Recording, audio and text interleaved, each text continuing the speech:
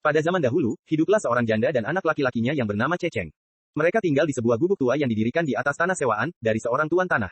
Suatu hari, ibu si Ceceng sakit. Semakin hari sakit ibu si Ceceng bertambah parah. Akhirnya, ibu si Ceceng mengembuskan napas terakhirnya. Kini, si Ceceng tinggal sendirian. Keesokan harinya datanglah tuan tanah menagih uang sewa tanah. Si Ceceng memohon kepada tuan tanah untuk menangguhkan pembayarannya. Namun, tuan tanah sangat marah. Kemudian disuruhnya si Ceceng mengerjakan sawahnya, sebagai ganti pembayaran sewa tanah.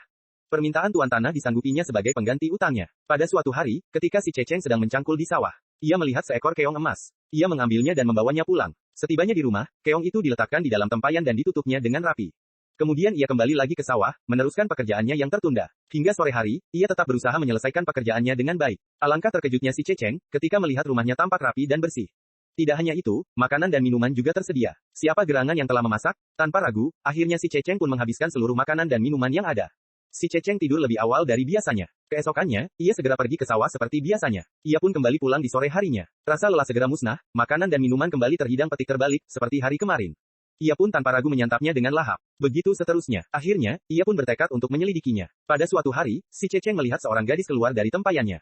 Melihat hal itu, si Ceceng segera mendekati si gadis tersebut. Si gadis sangat terkejut. Selanjutnya, gadis itu segera menceritakan riwayat hidupnya kepada si Ceceng. Dia adalah seorang bidadari yang dikutuk menjadi seekor keong. Singkat cerita, mereka pun menikah dan hidup bahagia, sampai mendapatkan seorang putri yang bernama Sri Nawangsih.